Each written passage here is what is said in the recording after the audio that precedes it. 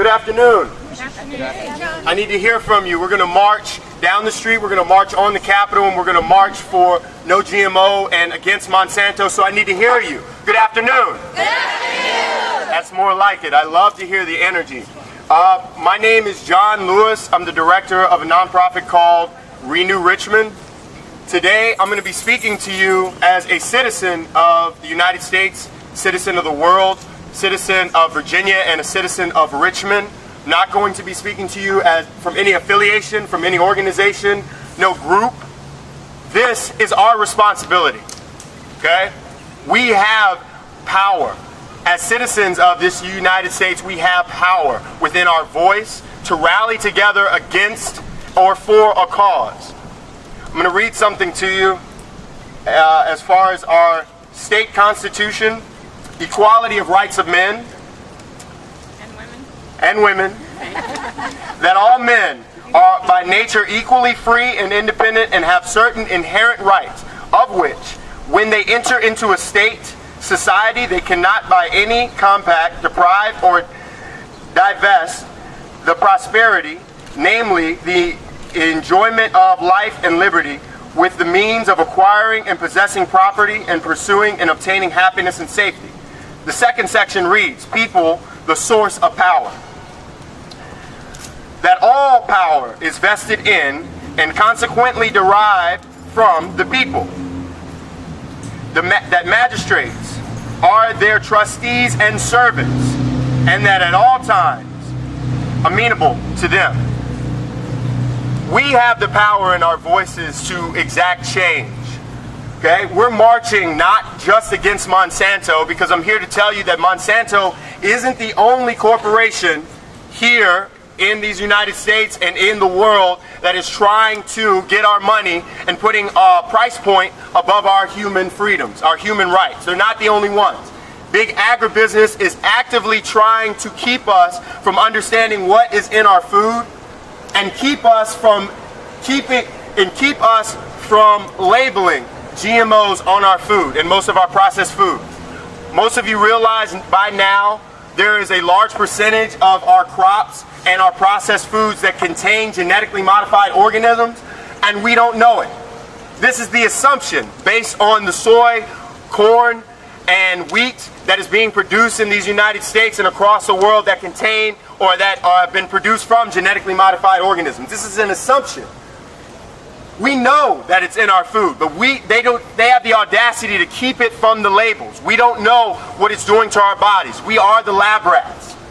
I'm here to tell you, we are the lab rats. We are the experiment. If we stand up together as one collective voice, we can demand that individuals and companies label our food and show us what's in our food.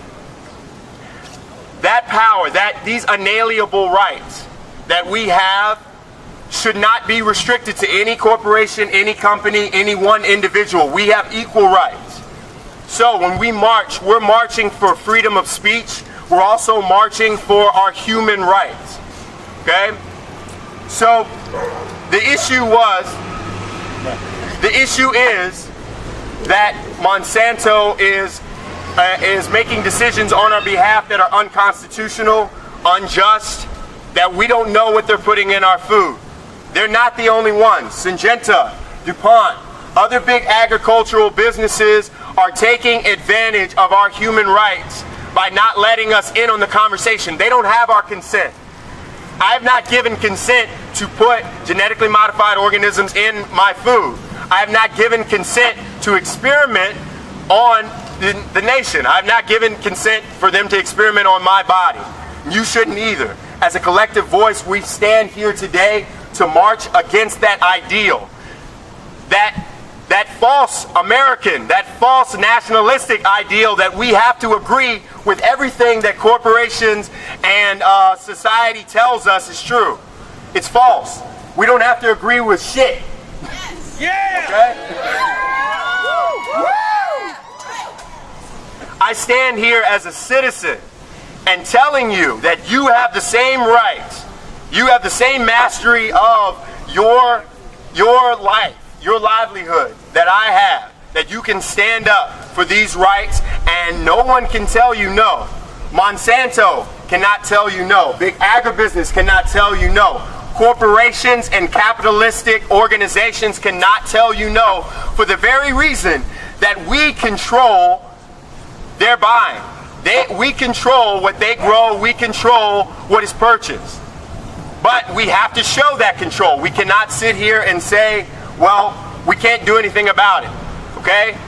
Our silence is telling them that they can go ahead and do things with our consent, that they can go ahead and put chemicals in our food with our consent.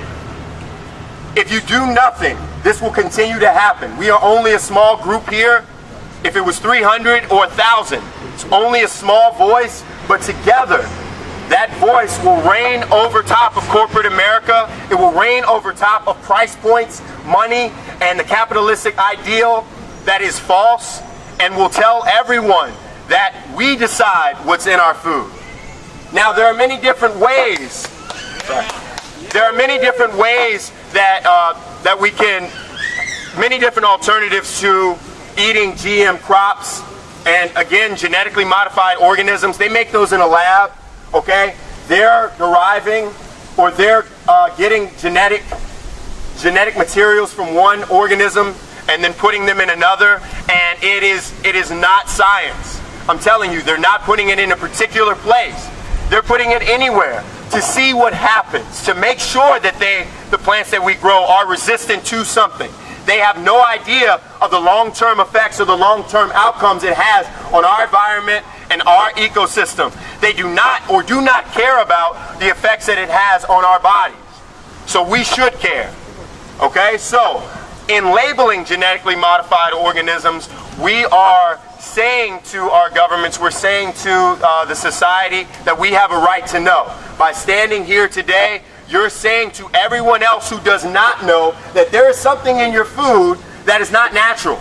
There's something that you're eating that's not natural, that has been linked to developing carcinogens, has been linked to cancer, that has been linked to allergic reactions that go far beyond hives. It goes to long-term allergic reactions and effects, and we need to know what's in our food so we know how to combat those allergens.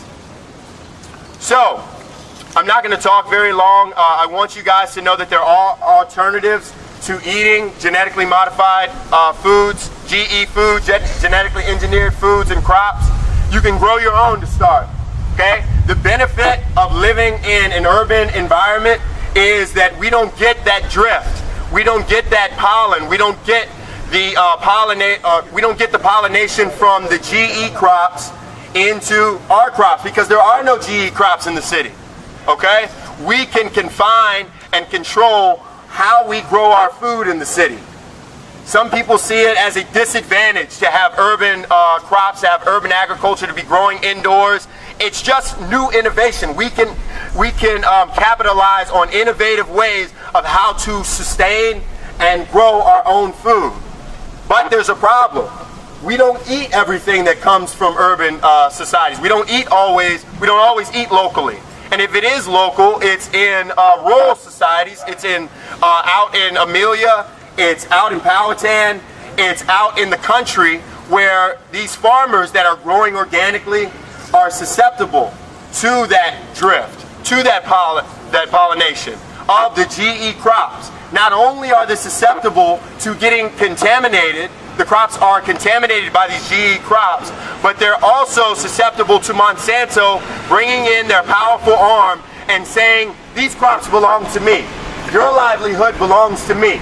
These people are the backbone of these United States. They are the backbone of our society, our growers. They are getting their rights every day taken away from them because society has allowed it. We are society. We are the people, and as we the people, we have unalienable rights and justice to do what we need to do to take back those rights, to stand up and tell corporations no. I want to hear from you guys before I continue. What are we going to tell corporations? No! What are we going to tell them that they can they do with our food? What are we going to tell them? No! What can we say to them as they're standing in front of us with lies, chemicals, with their saying that GE foods and GE crops are indistinguishable from organically grown crops, what are we going to say? I need to hear you. What are we going to say? Bullshit. It's not anybody else's job but yours to tell the people that are supposedly in charge that no, we're not going to stand for this. No, we are going to demand labeling. We do not sign on or consent for experiments being run on our children. I see a lot of children here. We sign up. I see a lot of children here. Okay, children, raise your hands.